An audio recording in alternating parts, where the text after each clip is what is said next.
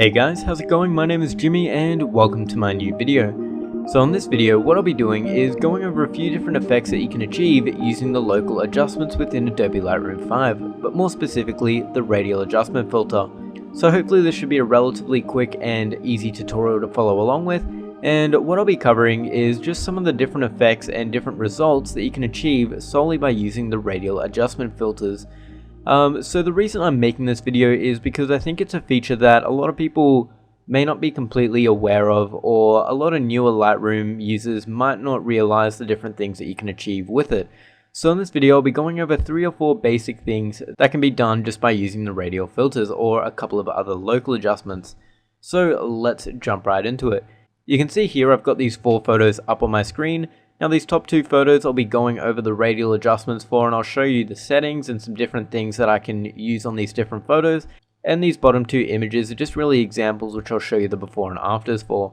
That way the video should be kept a little bit shorter and hopefully a little bit more enjoyable. So let's hop over into our develop tab over here and bring out our panels and just select our first image here. So this first photo here is just a photo that I took for an engagement shoot at the start of the year. And if you want to see the final edited photo with the nicer sky replaced and everything like that, you can check it out on my website with the rest of my portfolio with the link in the description.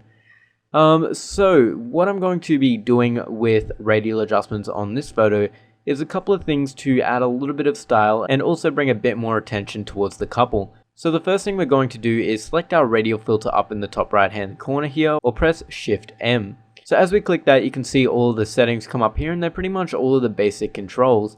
So what we can start off with is just by resetting our settings by double clicking on the name, or even if you hold Alt, you can click up in the top left hand corner here where the effect word is, and that'll reset all of your settings. So the first thing we're going to do is apply a very slight vignette to the overall image to help draw some attention mainly towards the couple here. So to do this, what we're going to do is bring the exposure down just by about 2 stops.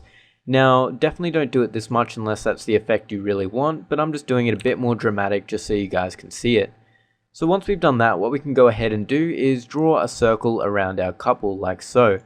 But as you can see, the effect is actually inside of the mask, and we kind of want the opposite. We want it everywhere outside. So to fix this, all we need to do is uncheck invert mask down the bottom here. Now as I said, this is a very extreme example just so you guys can see exactly what is happening, and make sure the filter is basically centered over the couple. And you may also want to just play around with your feather. You don't need it at 100 all of the time. So there looks pretty good to me. Now that we've got our correct area selected, we're going to reset our exposure and just dial it down about -0.3. And if we delete that filter now and reapply it, you can see there is a very subtle difference. However, it is a very natural looking effect, and it just really helps bring the viewer's eye and their attention towards the couple here. So another way that we can help draw attention into a photo is by using the graduated filter up here. So the same kind of goes with this. What we're going to do is drop the exposure by about the same amount, so -0.3, and we're just going to draw a filter up from the bottom of the photo. Now again, this is a very subtle and natural looking effect, but if we have a look at the before and after, you can see it just starts really dark and it fades into the photo very slightly. Now I use this on a lot of my landscape, a lot of my wider couple shots like this, and pretty much all of my car photography. Now this just really helps bring your attention away from the bottom of the photo and just bring it into the center where the couple or the subject happens to be. So the final thing we're going to do on this photo using our adjustments up here is enhancing the light burst that would be coming over this hill here. So when I took this photo, the sun was setting just below the hill over here or over here, I can't quite remember. However, if it was setting over this hill, we can use our radial adjustments here to add a very slight light burst. So what we're going to do is bring our exposure up about 1 stop and just draw a circle over the top of the hill here. Now you can see that's not really the best effect at the moment, but there's a couple of things that we can do to get it looking a little bit better. So I might bring my exposure up about 1.5 stops actually, and a couple of things we can do to help sell the effect that it's actually a light burst is we can bring up the saturation a little bit to add a bit more color in that area, and we can also play around with the temperature and tint up the top here. So if we wanted, we can add a bit of a tint to it, a bit of an orange tint, and add a bit of a magenta color to it, and that way we get a bit of color there instead of just a white circle. On top of that, we can also raise the highlights up, bring the bring the contrast down a little bit, and bring the clarity down a little bit too, just to create a little bit of a glowing effect.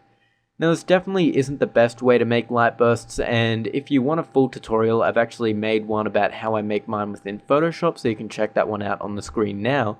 However, this could be a very nice starting point, and it could be a little bit of an effect to help kind of get that area ready for Photoshop later.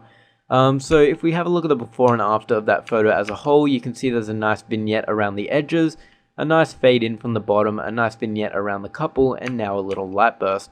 So a couple of different filters have really helped enhance the overall photo and just given it a few more things to make it a bit more interesting. So moving along to this photo here, we've pretty much done the exact same things. So what we're going to have a look at now is just our radial filter, and again we've used it to actually enhance a light burst that was already here.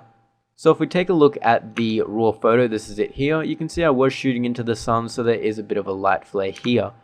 However, if we take a look at the photo just without the light flare, you can see it is very subtle and a very natural effect, but it just really helps enhance and lighten up that area and give a great feel to the overall photo in my opinion.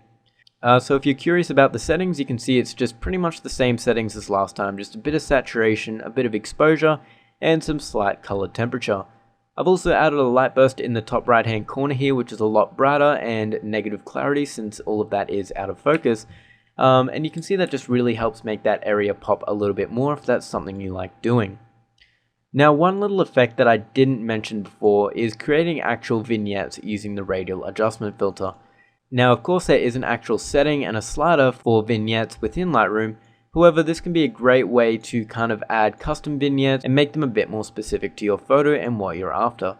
So to do this, all you need to really do is create a big circle like so and drag it over your couple. Just hit that invert mask option and then we can kind of customize it from there. So if you're in this kind of situation where you can't really expand it anymore because you're at the edges, you can move it up and then bring the edge down like so. Or you can use these tools up here to kind of zoom right out of your photo and you'll have a lot more control that way. Also, if you hold the Alt key, you can actually just move a single side of your filter instead of expanding it equally on both sides.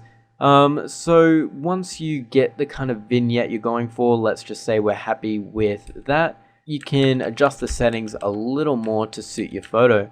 So I think that's pretty good right there, and if we take a look at before and after, you can see it is quite a dramatic effect. However, it really helps darken the corners and bring the attention further into the photo. Now this is a bit more of an extreme example. I would make it closer to about this strength if I was doing it, so you can see it's just a very natural look. Okay, so moving along to just these photos quickly, you can see this is the final photo and this is the before photo here. So I'm quickly going to go over into my library tab to show you the before and after.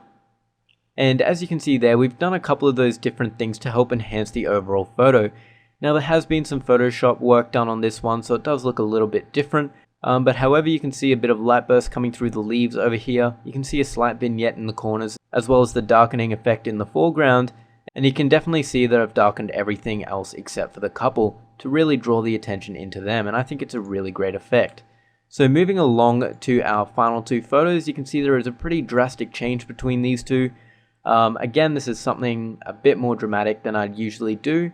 However, you can see I've really combined these different effects here. I've created a very strong vignette around the car using radial adjustments, and I've also darkened the foreground a lot. Now, the reason I did it this way is to kind of create the effect that this single spotlight is lighting the car. And you can see just by using radial adjustments and different adjustment filters, you can create some really cool and really dramatic effects. Now on top of that, I also used the adjustment brush to brighten up the car as you see it in this photo here, instead of it looking plain like this. So that is pretty much it for this video guys. I hope you enjoyed and I hope you learned something. If you did, be sure to hit that like button to help my channel out. In my next video, what I'll be doing is going over a demonstration and a review of some pretty nice Lightroom 5 presets created by Silky Presets, so keep an eye out for that later on in the week.